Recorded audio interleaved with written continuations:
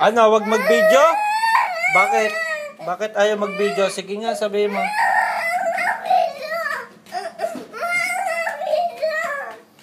Hindi na mag-video si Daddy. Sige, i-close na ni Daddy. Look at this, look at this. See? Everyone is scattered from there. All over the toys is there. And there you go, Marcus. Having a tantrums.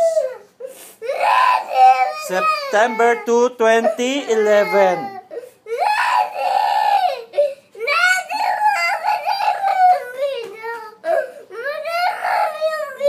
Sige, bidilit natin, ha?